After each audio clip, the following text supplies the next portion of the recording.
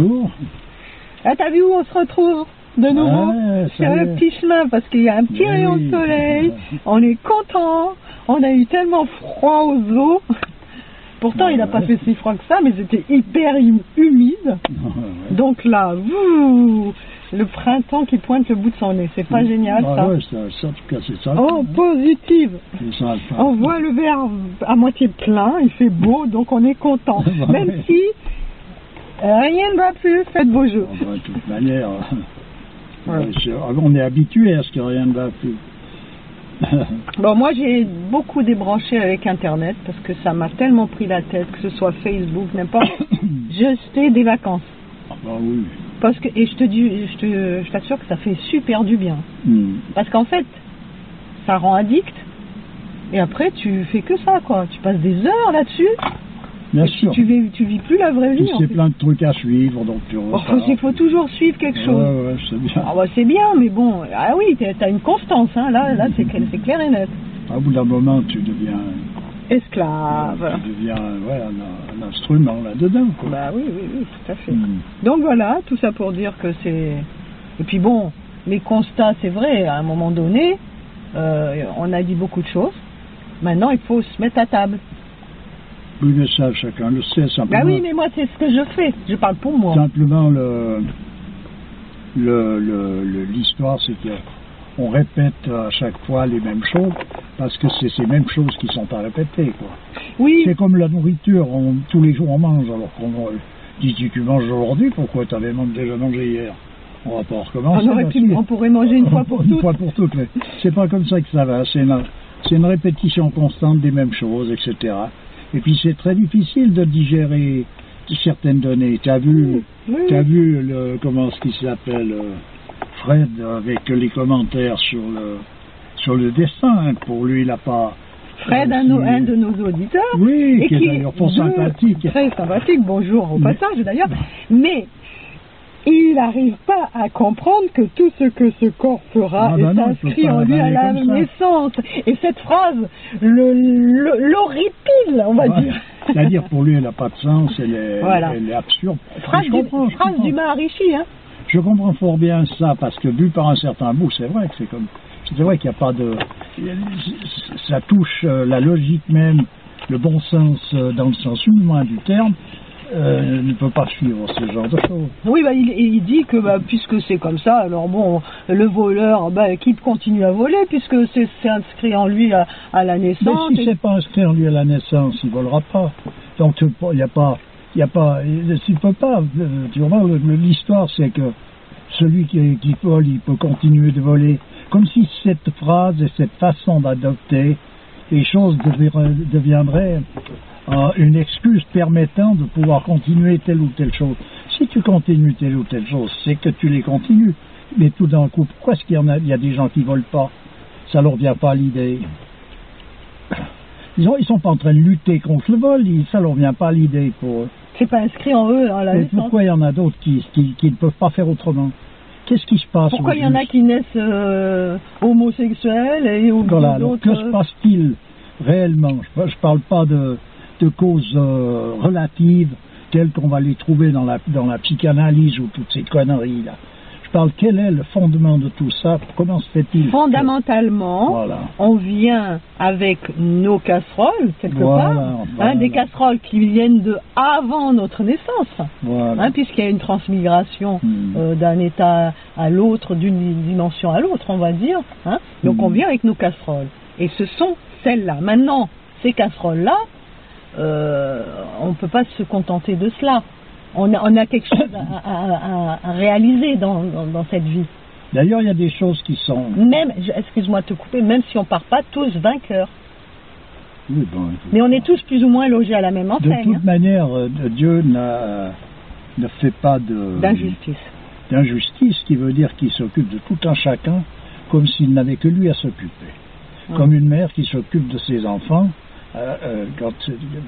normalement. Donc, je dis comme, c'est relatif parce que c'est évidemment à une dimension largement supérieure dans le sens que c'est le principe même de cet amour que Dieu manifeste. Il est lui-même ce principe-là. Alors quel est l'enjeu? Puisque voilà, tu viens, t'es voleur, t'es kleptomane, donc ou tu es je sais pas quoi. C'est quoi l'enjeu? De lutter contre ça? À un moment donné, l'homme, il doit se dépasser.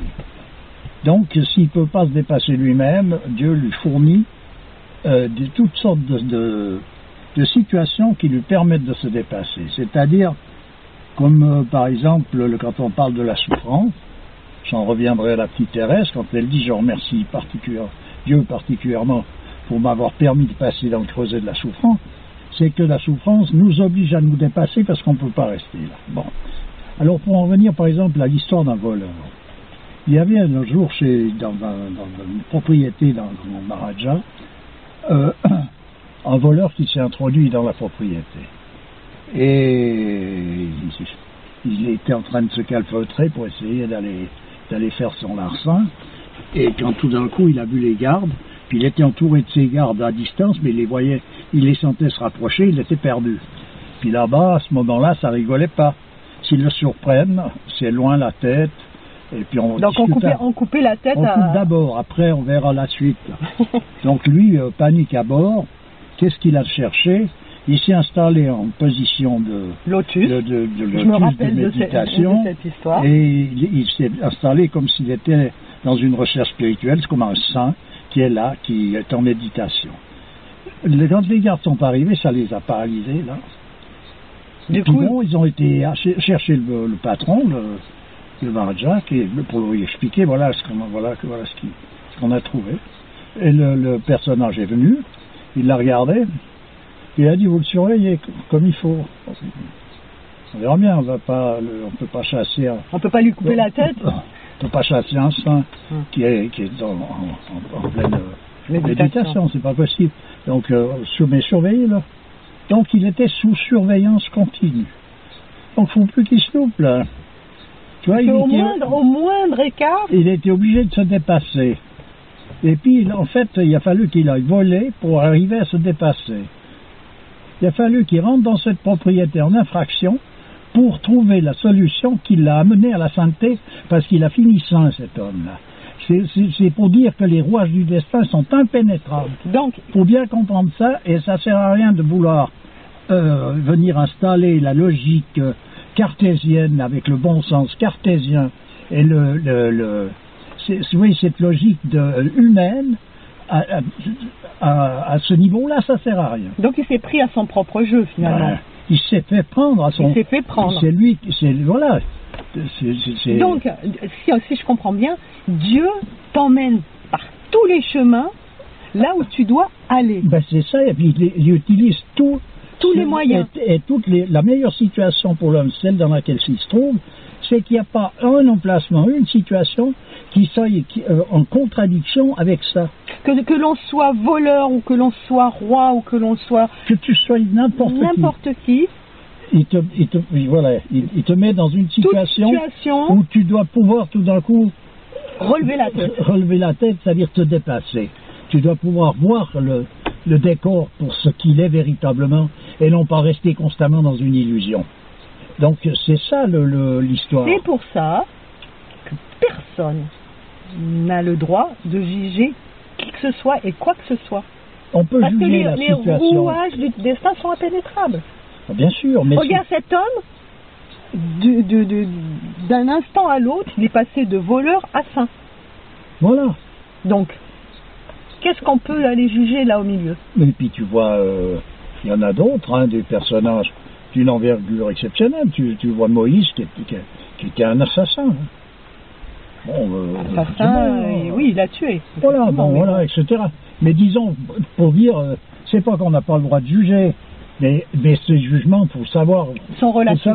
Pour rester dans la relativité des choses, on ne va pas dire c'est bien de voler, puisque si on vole, on peut donc se dépasser. Il faut arrêter, là, c'est du déconnage, là. Ouais, on tombe dans délire, on arrive dans un délire. Ça n'a rien à voir. Par contre... Mais ça ne veut pas dire pour autant qu'un voleur n'est pas à ras le ciel aussi bien qu'un autre qui, lui, ne vole pas. C'est pour ça qu'il est dit aussi que Dieu, il aime autant ton ennemi que toi. Bien sûr. Donc ça veut dire, c'est ce que ça veut dire aussi. Voilà. Chacun doit s'occuper de... Puis il y a voleur et voleur, hein. Tu vois, en plus, regarde dans l'islam, justement, il y a les mabouls. Ben, les mabouls, c'est des personnages qui, à un moment donné, ils peuvent venir voler quelque chose à l'étalage, puis partir en courant. Si celui qui a été volé est dans la connaissance même de ce que ça représente, il est honoré d'avoir eu ce personnage qui est venu lui prendre quelque chose. Pour lui, c'est un signe de Dieu de quelque chose de miséricordieux, tu comprends? Oui, une bénédiction pour lui. Voilà, c'est ça. Mais simplement, si on regarde ça par un autre bout, évidemment pas. Puis c'est pas pour prôner le fait de voler ou de ne pas voler. Je veux dire que celui qui n'a pas a besoin de toutes ces choses-là ou qui n'est pas dans tout ça, ben voilà, il n'a pas besoin de les chercher. D'ailleurs, il ne les cherche pas. Il ne cherche pas ça. Il vit ce qu'il a à vivre. Chacun vit ce qu'il a à vivre. Le problème, c'est pas de vivre ce qu'on a à vivre, c'est d'arriver à voir véritablement la réalité à travers toute l'illusion dans laquelle on se meut. Voilà, c'est tout. Mais c'est pas facile. Là. Mais alors, pour en revenir à la réflexion de l'auditeur, là, qui dit que bon puisqu'on est voleur, et voilà, il faut pas faire d'efforts et puis il faut se conforter dans son état. Non, mais par contre, si Dieu veut pas que tu t'en sortes de ton état de voleur, parce que c'est peut-être aussi ta destinée de rester coincé. Est-ce que on se libère obligatoirement dans cette existence? Dans cette existence, pas nécessairement. La raison pour laquelle l'accent a été mis, par exemple, sur la transmigration de l'âme dans d'autres traditions, c'est justement que cette maturité s'obtient dans une durée qui dépasse considérablement le simple moment de vécu de l'existence d'un homme. Ouais. Et puis que comme l'âme de cet homme est éternelle, elle transmigre d'une position à une autre jusqu'à ce qu'elle ait réalisé ce à quoi elle est destinée véritablement. Comme la goutte d'eau qui transporte, qui se trimballe dans un champ de patates, qui se révapore, qui machin. En final, le but de son exercice est de rejoindre l'océan. Donc il peut lui falloir une multitude de temps, comme ça peut être beaucoup plus rapide. Une multitude de changements d'état. Il suffit qu'elle tombe dans le fleuve, qu'elle va direct à l'océan. Pour elle, ça sera facile, tout, ça glisse. Ouais. Mais si elle tombe dans le champ de patates, il y en aura pour un peu plus longtemps. Oui, mais la goutte, elle fait pas aucun effort pour y arriver. Non, naturellement. On nous a pas demandé de faire des efforts pour y arriver. Ah bah si. On nous a demandé d'être ce que l'on est nous-mêmes, véritablement. Ah voilà.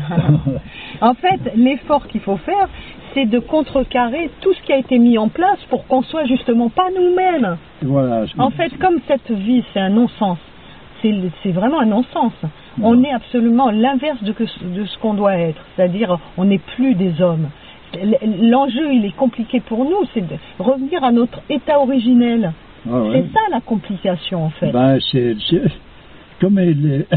Chion expliquait que ce qui caractérise l'homme actuel sur le plan spirituel, c'est sa profonde détresse. Et pour compenser cette détresse, il y a une effluve de grâce qui submerge cette détresse. Mais l'homme, il a une aptitude particulière, et ayant été fait libre, il peut, sur ce plan-là, sur le plan d'accepter de s'approcher de Dieu ou pas, il peut refuser la grâce. D'accord. Donc, notre énergie, on doit la passer à retrouver notre nature originelle. Ben oui, c'est retrouver la raison d'être de l'homme. C'est là la complication. Bien sûr, voilà. Retrouver la raison d'être de l'homme. C'est le point de départ, c'est pas l'arrivée, c'est déjà le point de départ. Dans un monde dégénéré, où tout a dégénéré, où nous-mêmes on a dégénéré. Mais oui, mais comme il n'y a pas de... C'est possible ça, une carotte qui a pourri de revenir à l'état originel? Non mais est-ce que c'est possible? Ben écoute... il y a en l'homme... Physiquement, c'est pas possible. Non, peut-être bien physiquement, mais en l'homme, il y a cette... on est fait de temps et d'éternité. Tu comprends? Oui. Et oui, c'est pas de l'ordre de la matière. Alors, tu vois, je vais reciter quelque chose de la petite Thérèse. On parlait de facilité. Je dis en fait c'est tout simple d'être dans la position juste.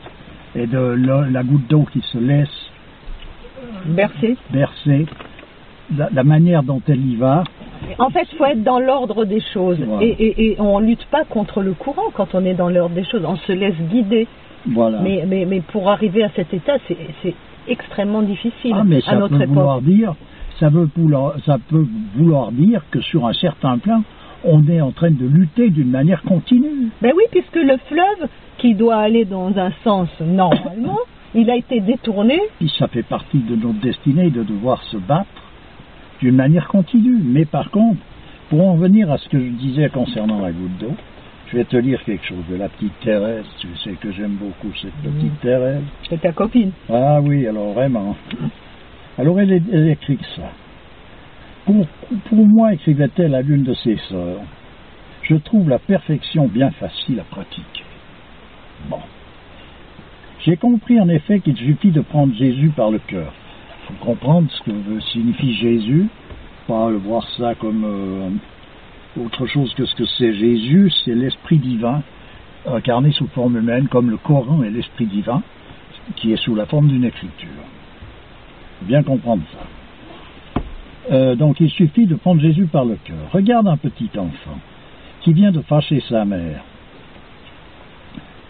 soit en se mettant en colère, soit en lui désobéissant.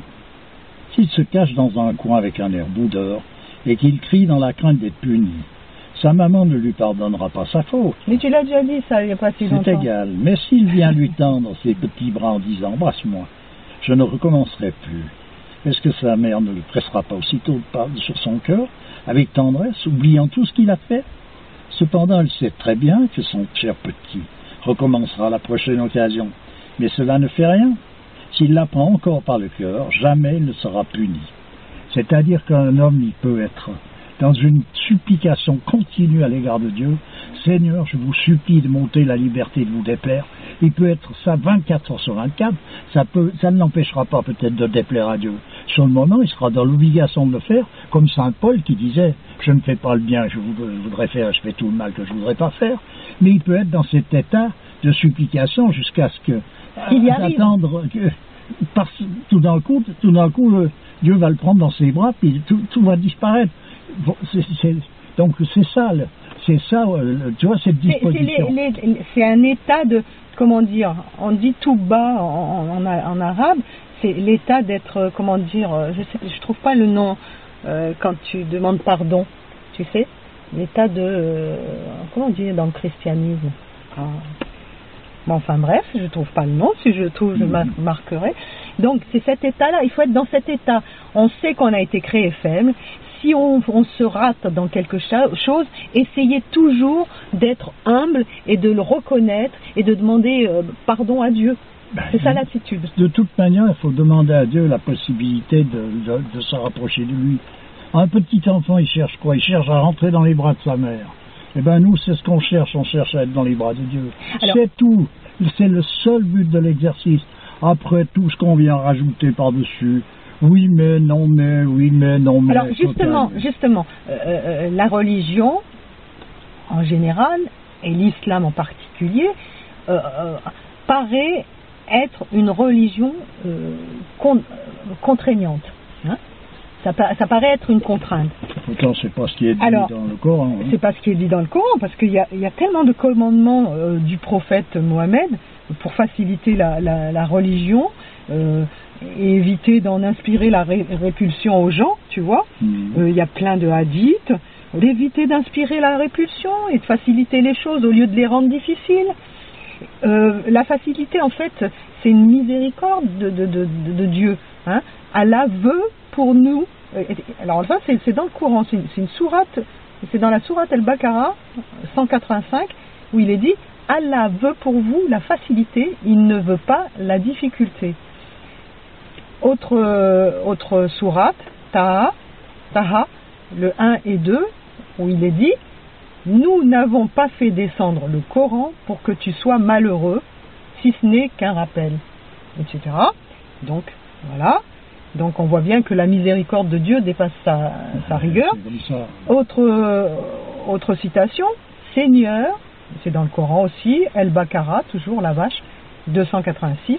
Donc, Seigneur, ne nous châtie pas s'il nous arrive d'oublier ou de commettre une erreur, tu vois. Donc on voit bien que l'homme a été vraiment créé faible et qui un petit peu qui est sur un chemin très sinueux et qui peut se rater. On a le droit de se rater, mais pardonne-nous. Donc avoir une attitude de comment dire, je trouve pas le nom. Et miséricorde. Non, c'est pas de miséricorde. C'est quand on est dans la je trouve pas, c'est pas grave. Pardonne-nous et fais-nous miséricorde. Donc il y a une autre sourate où il est dit: ô gens du livre, n'exagérez pas en votre religion. Sourate El-Maïda 77. Cette religion est facilitée, celui qui va la durcir sera vaincu et ne pourra pas suivre. Ça, c'est une parole du prophète. Bien sûr. Donc, ceux qui la durcissent, je veux faire allusion à personne, bon, voilà, seront vaincus et ne pourront pas suivre. Voilà. Donc, et je voudrais aussi citer une histoire à l'époque du prophète. Donc, ce sont 4 hommes qui vinrent visiter le prophète. Il y en a un qui dit au prophète: moi je suis chaste et ne touche pas les femmes. Le deuxième il dit: moi je prie toute la nuit. Le troisième: moi je ne dors jamais sur un lit. Alors, pour montrer tu vois l'austérité, tu vois le spartiate dans sa manière de vivre les choses. Le quatrième, il dit: moi je jeûne en permanence et ne dors pas. Le prophète, il se mit en colère et il fit un sermon. Je cite: moi j'épouse les femmes, je prie et je dors, je jeûne et je mange, et je dors sur un lit. Celui qui ne veut pas suivre ma sunna, je me désavoue de lui. Ça veut dire que ça sert à rien de faire du zèle. D'ailleurs, il n'a pas dit qu'il fallait pas. Chacun est libre de faire du zèle. Ah, il n'a pas dit qu'il fallait pas jeûner toute la nuit, ni dormir ailleurs que sur un lit, ni on a le droit de faire tout ça. Mais ça, c'est pas, il n'y a pas d'absolu là-dedans. Ça veut dire qu'il ne faut pas faire ça. J'entends avec humilité. C'est ce que disait la petite Thérèse quand on lui disait: il est dur le chemin pour gravir la montagne. Elle disait: vous voulez gravir la montagne, mais Dieu vous attend tout en bas, au fond de la vallée de l'humilité. Voilà. Donc, c'est par humilité. Donc, ça veut dire quoi? Si on en revient à cette histoire de libre arbitre et de destinée, tout ce que ce corps fera est inscrit en nous à la naissance. On a à lutter contre... D'ailleurs, le fait de naître, de venir au monde, fait partie justement de ce qui est inscrit. Tu comprends? Tu ne viens pas au monde par hasard. Voilà. Donc tu viens déjà au monde parce que c'est inscrit. Donc il faudrait quand même aussi déjà le comprendre dès le départ. Ouais. Donc si c'est inscrit dès le départ que tu vas venir au monde, il y a bel et bien tout l'ensemble du jeu qui est mis en place. Alors ton libre arbitre, il est toujours dans cette mesure de cette possibilité de t'approcher ou de t'éloigner de Dieu. Dans cette existence-là. Voilà, c'est...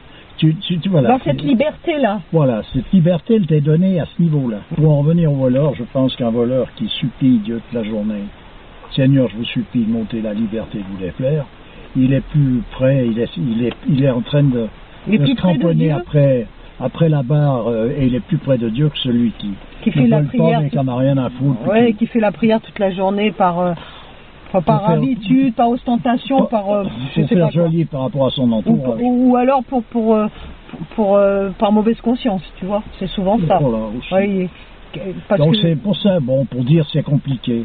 Oui, puis chacun se retrouve dans une position ou une autre. Je te dis, chacun on est tous des exceptions.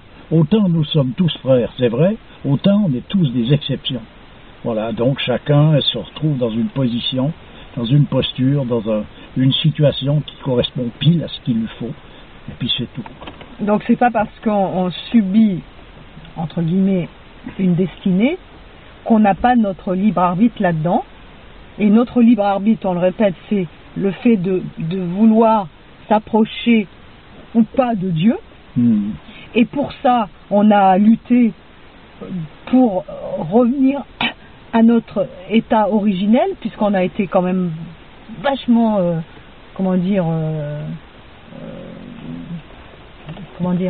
chahuté. Oui, on a été vachement, on a perdu quand même pas mal notre nature primordiale. Hein? Et pour en venir au bon sens dont il est question, si on considère que donc la meilleure situation pour l'homme, c'est dans laquelle il se trouve, ça veut bien dire qu'il y a donc une prédestination, parce qu'autrement, il n'y a aucune raison que la situation dans laquelle on se trouve soit la meilleure. Il n'y a aucune raison. Moi, je vois là un papillon passer. Lui, il n'a pas demandé à être papillon, il est papillon. Nous, on n'a pas demandé à être homme, on est homme. On subit bien quelque chose, une destinée. Oui, c'est pas même qu'on subit. Après, pour entrer là-dedans, c'est toute une... T'as choisi d'être homme plutôt que papillon? C'est toute une histoire pour retrouver à quel endroit est-ce qu'on est censé avoir un choix ou un autre.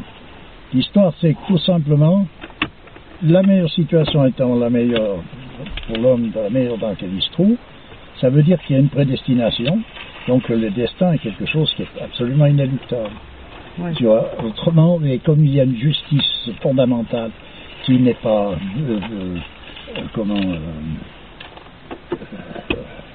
vacillante, tu es dans la meilleure situation. Donc si tu es dans la meilleure situation, c'est que c'est quelque chose qui est programmé. C'est pas par hasard, il n'y a pas de hasard là-dedans. Il n'y a rien qui est laissé au hasard. Autrement, je ne vois pas pourquoi on parlerait d'une situation qui est la meilleure. Elle peut être la meilleure si tu fais ci. Puis si tu fais pas ça, ma foi ne sera pas la meilleure. Faut arrêter, c'est bon. Non, mais donc... tu vois, tu veux dire... Donc il y a un programme qui a été adapté pour chacun pour pouvoir se réaliser. Bien sûr. En fonction de son passif. Voilà. Puis comme tout le but de l'exercice est toujours le même, si tu n'y arrives pas, il faudra recommencer. Oui, mais tant que tu c'est ça qui fait appel, qui fait parler des renaissances dans d'autres traditions, c'est t'as loupé, tu recommences, puis voilà. Et tout ça est très bien symbolisé par ce chemin de croix avec Jésus qui tombe plusieurs fois avant d'arriver au but. Voilà. Avec la croix sur le dos. Puis pour en revenir à l'humilité, le Jésus en question, au pied de la croix, il regardait le ciel en disant à Dieu, si toi aussi tu m'abandonnes. Donc il a eu un moment de doute. Oui. Alors que tu vois la position qu'il a. Donc on peut comprendre que quelqu'un puisse se mettre à douter à un moment donné. Ouais. D'ailleurs, on vit une époque où il est bien spécifié que même les élus se mettront à douter. C'est pas un souci. Hein. Moi, par exemple, à aucun moment je doute de l'existence de Dieu. Mais par contre, je me dis que plus tu essayes d'avancer sur le chemin de Dieu, moins ça va. Oh bon, oui. Et plus ça se complique. Ouais, il est bien spécifié d'ailleurs. C'est vrai que c'est désespérant quelque part. Il est bien spécifié que le paradis est entouré de problèmes et de pièges. Il n'est pas entouré c'est l'enfer qui est entouré de... Alors l'enfer, on te fait la cour pour que tu y ailles. Tandis que pas pour aller au paradis, tu vois, c'est comme ça. C'est-à-dire que les moments de grâce sont très rares. Ça veut dire qu'il y a une bataille qui est continue, d'ailleurs dans l'islam, c'est bien facile à comprendre, c'est tout simplement ce qui est appelé le djihad. Le djihad, c'est été pris à présent comme des crétins, là, suivant lesquels ils sont en train de s'amuser, font du djihad parce qu'ils vont massacrer, je sais pas qui. Non, c'est cette lutte interne que tu as pour lutter contre les tendances qui t'empêchent d'avancer, de t'approcher de Dieu. Voilà ce que c'est que le djihad. Voilà. C'est pas autre chose. Alors après les guerres qui avaient lieu à une certaine époque, elles étaient considérées comme un djihad parce que tu luttais contre des personnages qui étaient censés venir t'empêcher justement de pouvoir vivre ce que tu avais à vivre, etc. Mais actuellement, qu'est-ce qu'on veut parler de guerre sainte sur le plan terrestre, où tout le monde patauge dans la semoule, puis chacun essaie de défendre des intérêts financiers, des intérêts de tout ordre, sauf des véritables intérêts qui consistent à ce que chacun puisse se retrouver dans une posture qui lui permette de pouvoir s'approcher de Dieu. Donc, même en chantant, je sais pas quelle histoire, tu comprends, c'est pas en allant couper les poignets du voleur parce qu'il a piqué un artichaut sur la place du marché qu'on est en train de faire justice, faut arrêter. Non.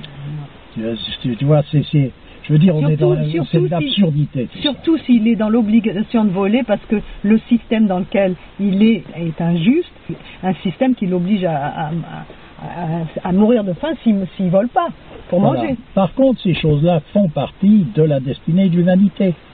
Ce qui veut dire il faut le savoir. D'ailleurs, la preuve en est, c'est qu'on voit là cette injustice manifeste quand l'homme veut se mêler à la place de Dieu de faire autrement que ce qu'il doit faire. Ça veut dire que ça se finit en queue de poisson. Ça se termine, que les choses se font de manière où on voit bien que ça devient insupportable. Voilà, c'est tout. Donc c'est cette prophétie quand il est dit que Dieu rendra l'homme fou pour se venger de son infidélité. C'est ça. Voilà, donc l'homme est fou. Il est devenu fou, il a rendu fou, il est fou. Et il agit comme un fou. Il fait exactement tout ce qu'il faut pour ne pas, tout ce qu'il faudrait ne pas faire. Mais c'est pas d'aujourd'hui, hein. Ah oui. Et puis c'est pas parce que tu es dans cette position de folie que tu ne peux pas tout d'un coup avoir le discernement qui te fait voir au moins cette folie comme Saint Paul qui voit qu'il fait tout le mal qu'il voudrait pas faire et qu'il fait pas le bien qu'il voudrait faire. Mais est-ce que le fait d'être conscient, de voir, de faire tout pour se rapprocher de Dieu, etc., est un gage de réussite dans cette existence? En tout cas, c'est un cadeau. Hein. C'est un cadeau. Bon. C'est en tout cas un cadeau. Bon. Déjà, tu n'es pas dans la victime de ce qui t'arrive. Tu prends pas déjà les vessies pour des lanternes au-delà d'une certaine limite. Par contre, c'est pas forcément gagné. Ah, tu souffres d'autant plus. Tu souffres d'autant plus. Tu vois la souffrance du personnage qui voit qu'il est en train de tout faire ce qu'il voudrait pas faire, puis il fait pas ce qu'il voudrait faire. Tu t'imagines un peu la souffrance. Ouais. Ben voilà. C'est pour ça que tous ces saints, ils ont souffert. Le martyr, c'est pas pour des queues de frais, ça.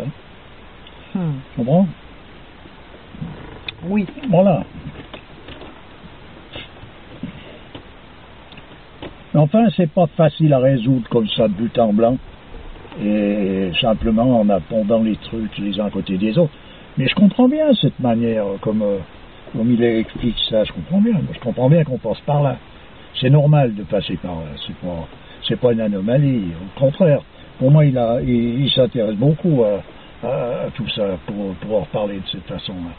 Il n'est pas dans l'ignorance, il n'est pas dans la... C'est pas je m'en foutiste, tu vois. Lui, il veut comprendre. C'est pas évident à comprendre. Non. Le nombre de constats qu'on a fait là-dessus, sur le libre arbitre et la destinée, on en parle encore aujourd'hui. Bien sûr. Donc c'est que il y a un truc là qui est difficilement compréhensible. Moi, quand j'ai lu ou que j'ai entendu ces phrases-là, quand j'ai déjà expliqué un peu ma vie, j'ai vécu parmi des personnages qui étaient dans ces recherches à fond, c'est-à-dire le contact de M. Chion, de ces gens-là. Moi, la première fois que j'ai pu entendre les paroles du Maharishi, je sais pas, j'en sais rien, j'avais peut-être 5 ans, moi, je sais pas, tu vois. Ah ouais. Donc c'est pas d'aujourd'hui, hein. Mais je vais te dire, ça veut pas dire que j'avais compris tout de suite ce que ça voulait dire, hein. Alors, un personnage qui dit quelque chose à Fred que j'ai trouvé bien, c'est... Il dit, à un moment donné, il parle d'une chose et d'une autre, il dit, pour vrai, je suis désolé, il n'y a que toi qui peux t'aider. Bonne quête dans ta recherche de vérité. C'est ça, c'est vrai, c'est qu'on peut souhaiter à tout à chacun d'y arriver. De trouver l'issue. Puis, le fil d'Ariane. Puis ça ne veut pas dire parce que quelqu'un est cabré totalement contre une chose ou une autre qu'il est un mécréant, bien au contraire, il veut comprendre. Alors après, après il y a des difficultés qui sont réelles, hein, ça rigole pas. C'est comme pour en venir au karma. Moi j'ai entendu tout sur le karma, même de la part de personnages qui sont censés savoir ce que c'est. Alors il y a toujours un endroit où tu es en train de payer, où tu es en train d'encaisser, quoi. Tu encaisses un truc où tu payes. Bon, faut arrêter. Ça, c'est du moralisme encore. Mais je sais pas, c'est sous-jacent dans toutes ces histoires. Tu es en train de payer un truc parce que dans une vie antérieure, tu as fait le con, donc il faut que tu es en train de payer dans ces... On a parlé d'un retour à l'équilibre. Voilà, c'est ça. Le karma, c'est une loi d'équilibre. Donc c'est un cadeau, ce qui t'est donné, même si tu en baves. C'est ni un cadeau, ni une punition. Ça rentre dans un autre cadre.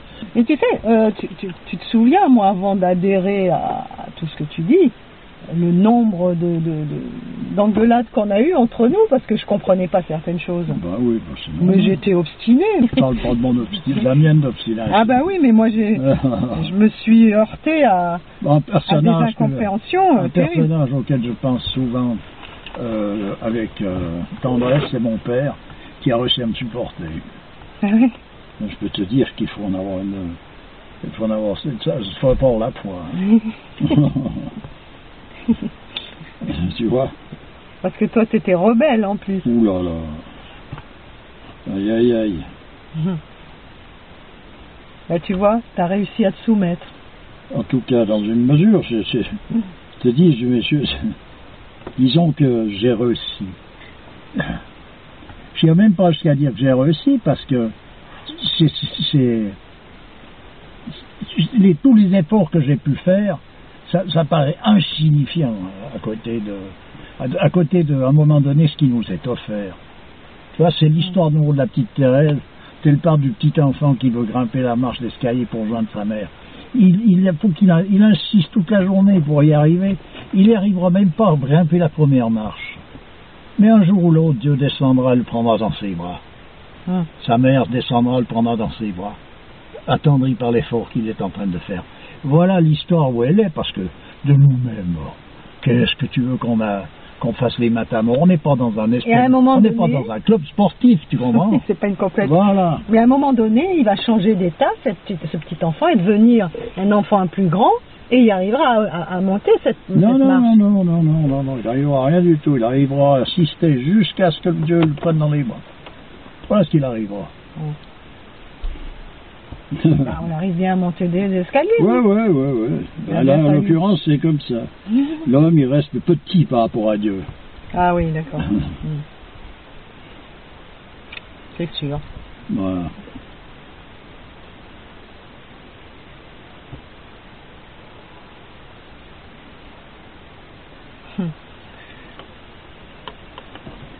À présent, je l'ai dit là, quand le karma n'aurait pas de sang, quand tu quittes ce corps lors de ta mort, de mon point de vue, ce ne sont pas tes actes qui sont jugés, mais la façon dont tu as commis tes actes. C'est qui dit ça? Alors je crois qu'il s'agit de Binous. Mais c'est juste. C'est juste ça, mais il faut bien saisir que c'est difficile avec le langage d'exprimer la réalité vraiment de tout ça, sans rentrer dans le cadre de cette punition et de cette récompense, en somme. C'est la vérité foncière, c'est le rétablissement de l'équilibre. Il ne faut pas y plonger. Le côté le bien et le mal a foutu une obscurité sur les choses. Il y a des traditions où on ne parle pas du bien et du mal. On parle du vrai et du faux. Ouais. Voilà. Donc, tu vois, ça change juste ce qu'il faut pour que ce côté moraliste disparaisse de la circulation. Tu as fait juste, t'as pas fait juste, t'as fait faux, t'as fait mal, t'as bien fait. Tout ça, ça s'en va pour laisser place à quelque chose de plus clair. Puis l'histoire bien et mal, c'est dans le cadre où ça se manifeste. Dans la religion, quand on parle de tout ça, c'est aussi bien dit que seule l'intention compte. Donc ça veut dire que tu fasses mal ou bien, si tu as une bonne intention, c'est ça qui compte. Simplement, à présent, on pourra dire, mais il y a aussi marqué, l'enfer est pavé de bonnes intentions. Alors, ok, d'accord, si on veut en revenir à cette logique cartésienne, d'un côté, c'est l'enfer est pavé de bonnes intentions, Et de l'autre côté, c'est seule l'intention compte.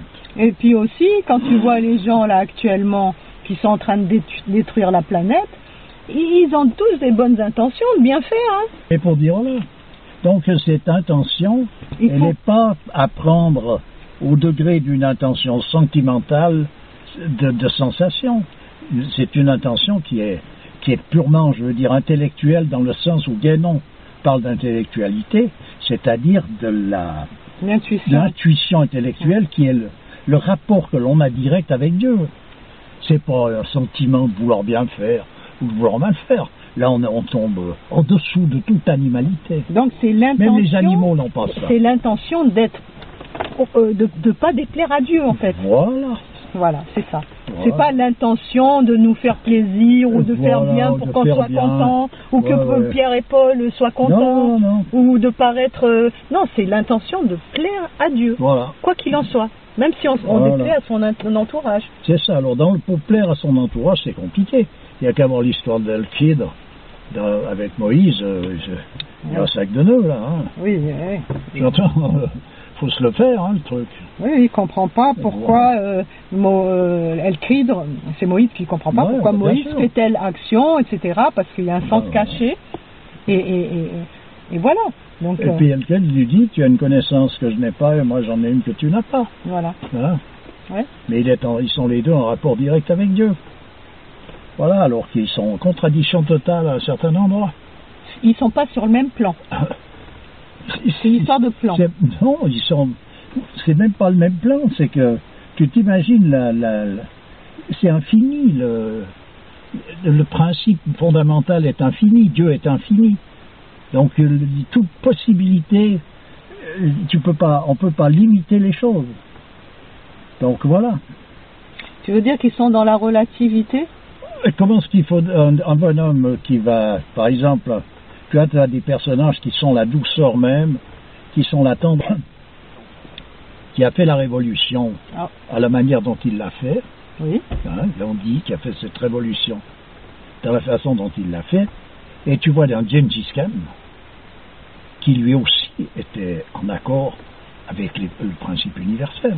D'ailleurs, il était reconnu comme le fléau d'Allah. Oui, ils n'ont pas procédé de la même manière, bon, c'est clair. Lui, voilà. Mais il y en a un qui coupait les tranches et l'autre qui était dans la non-violence. Les deux ont agi conformément à la volonté de Dieu.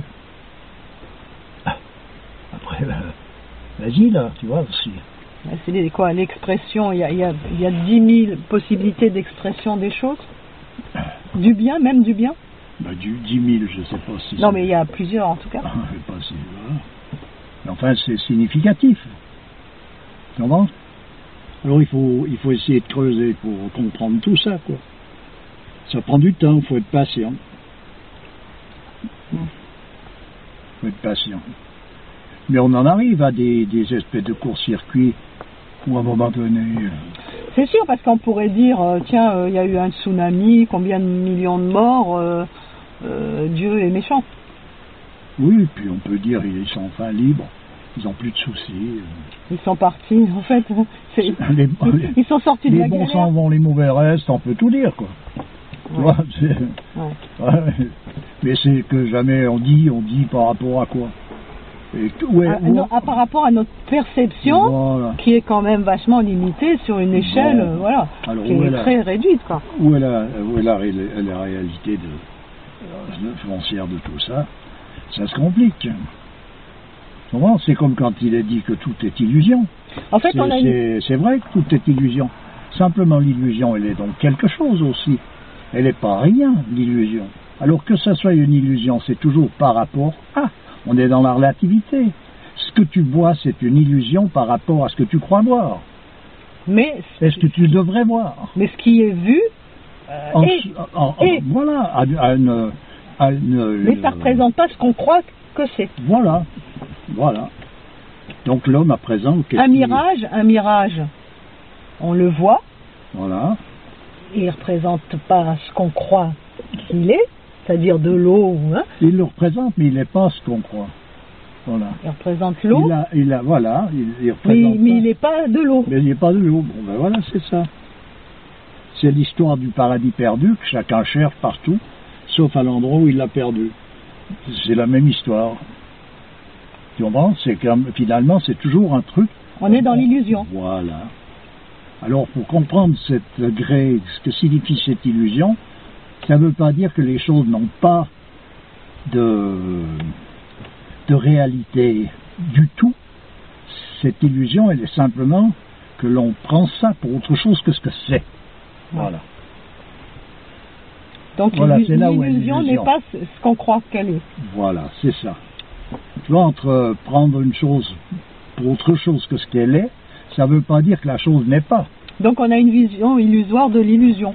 Voilà. Et puis la chose en question peut très bien revêtir une forme qui peut prêter à cette confusion-là. C'est possible. Parce qu'elle a aussi ça, mais elle n'est pas ça foncièrement.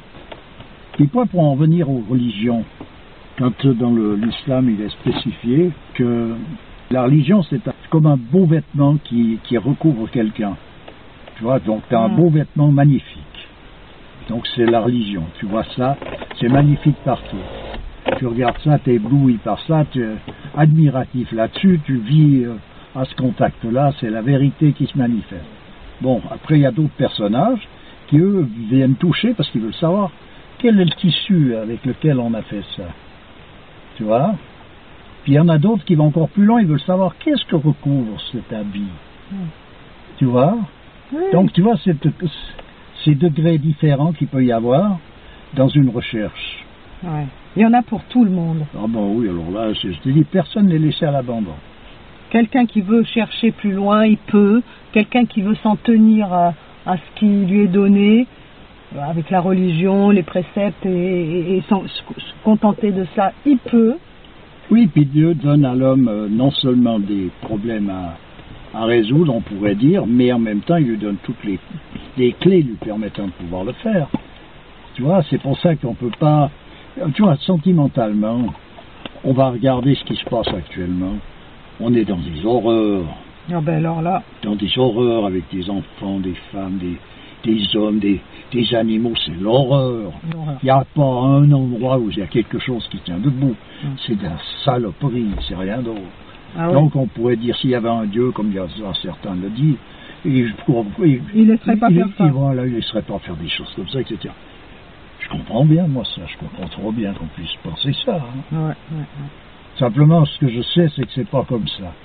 Alors à présent, ça ne veut pas dire que moi, je trouve que c'est bien que ça soit comme c'est. Je vais pas abonder dans le sens, puis dire, tant mieux si les enfants se font zigouiller, ou etc. Non, ça n'a rien à voir avec ça. Moi, je peux pas supporter cette vision. Je peux même pas supporter un animal qui souffre. Donc, ça me prend l'estomac, j'en mourrais. Donc, c'est pas moi qui vais dire ça. Simplement, je sais que Dieu est juste et que lui seul, c'est ce qui est bon pour tout un chacun. Et puis que c'est tout ce que je sais, moi. J'en sais rien de plus. Tu vois? Voilà. C'est sûr que... Et je suis déjà content de savoir ça, puis j'espère bien que je ne vais pas l'oublier. Ouais. Tu vois ce que je veux dire? Voilà. C'est sûr que quelqu'un qui ne croit pas du tout en Dieu, il a toutes les raisons de continuer à ne pas y croire. Bien sûr.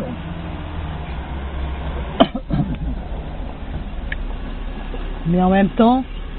Mais Dieu sera aussi miséricordieux pour lui. Hein. Oui, bien sûr. Et en même temps, quand tu l'as pressenti, personne ne peut venir t'enlever cette croyance. Ah, mais c'est comme un aveugle qui a vu le soleil un jour. Voilà. Il a vu le soleil un jour, après il peut être aveugle le restant de sa vie.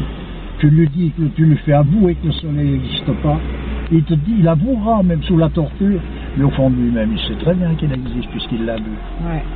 Voilà. Et c'est marrant, hein, cette histoire de foi. Parce que ce soit dans un endroit de la planète ou dans un autre, à des endroits diamétralement opposés, etc., la foi est toujours la même.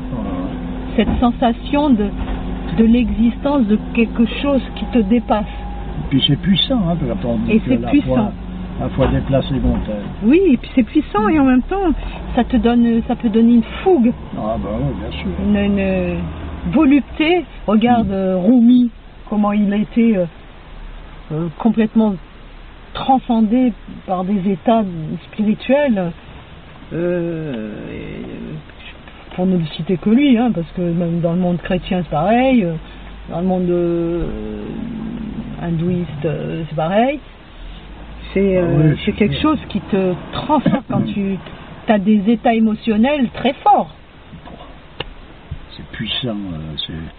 Et par moments, tu sens plus rien. Ben oui. Tu sais pas pourquoi. La croyance, tu l'as toujours et tu sens plus rien. Oui, c'était le cas de Mère Teresa, là. Ouais, oui. Dans ce qu'elle dit, hein, quand elle dit je crois en plus rien, mais je fais comme si c'était vrai. Voilà, oui. Donc, si tu vois ce que je veux dire, donc on a en nous un point qui permet de savoir, avoir une certitude qui fait qu'on ne sent plus rien, on n'est plus d'accord avec rien, mais toujours qu'on a une certitude qui fait qu'on ne peut pas faire autrement que comme ça, parce qu'on sait que c'est comme ça que c'est juste. Voilà, tu as la croyance malgré tout. On n'a rien d'autre à mettre à la place. C'est fou ça. Écoute, c'est ça la grâce. Hein. Ah, c'est la grâce ça. Mais oui. Et il y a des gens, ils n'ont pas cette croyance, cette foi, et puis... ma foi, oui, il y en a... C'est pas comme ça que ça... Ils l'auront un jour, peut-être? Écoute... Ou jamais? Tu crois qu'il y a des gens qui l'auront jamais? Jamais, non, jamais. Quand même, dans le Coran, par exemple, ce qu'on appelle les mécréants. Alors, les mécréants, dans le Coran, c'est pas les gens qui ne croient pas, c'est les gens qui n'ont pas voulu croire au message du prophète Mohammed. C'est ça, ils avaient leur croyance, hein. Polythéiste a plusieurs, ce qu'on appelle du polythéisme, hein. Ils croyaient en plusieurs, tu vois, en plusieurs c'est choses. Compliqué à débattre ça, parce que moi j'ai rien vu de bien vaillant dans tout ça. Quand on parle de mécréance... dans l'islam, les mécréants, ils sont maudits. Dans le Coran. On dirait que ne pas être musulman, c'est d'être mécréant. Non, mais dans les mécréants... oui, voilà. Non. Oui, je veux dire, actuellement, c'est ce que je vois d'une façon générale. Non, on ne parle pas de ça. Les mécréants, c'est ceux qui ne croient pas en Dieu. C'est pas ceux qui ne sont pas musulmans. D'accord? À l'époque du prophète, c'est ceux qui n'ont pas voulu croire au message du prophète et qui avaient leur croyance. Mais où est-ce que ça se situe, ça, tu vois? Parce qu'une fleur, elle croit en Dieu, tu vois. La preuve en est, quand le soleil se brille, il est l'œil de Dieu qui illumine la création. Elle s'ouvre en face du soleil. Donc elle y croit, Donc c'est quoi cette croyance? Je pense que pour arriver à remettre les pendules à l'heure sur la signification des mots. Parce que là, actuellement, tout est devenu avec une connotation sentimentale. On croit pas, on ressent, on machin, mais ça... Ouais. Ça touche surtout l'homme déchu qui, lui, justement, faut qu'il arrête de croire et de pas croire, quoi. Tu vois? Être un vrai croyant, c'est un peu, tu vois, comme quand mon père me disait, le vrai savoir, c'est ce qui reste quand t'as tout oublié, quoi. Tu vois, je veux dire. Comment est-ce qu'il faut dire ça? En quoi est-ce qu'on croit quand on croit? Je crois en Dieu, mais on croit en quoi? On croit en quoi au juste? On lui donne une forme, un point de forme, on croit en quoi? Qu'est-ce qui se passe réellement? Comment? Tu vois, c'est compliqué tout ça. Tout ça que moi, j'arriverai pas à résoudre ça comme ça avec des mots. Il y a des personnages qui sont démonstratifs d'un état où tu vois que c'est des vrais croyants, parce qu'il y a une certitude qui est logée là. Ils peuvent pas être autrement, parce que c'est comme ça. Ouais. C'est quoi, on va en rester là. Oui, si tu veux, oui. Et puis, on verra par la suite, C4. Au prochain numéro. Au prochain numéro. Ouais. Je te remercie. C'est toujours avec plaisir. Et puis à bientôt. À bientôt. Au revoir. Au revoir.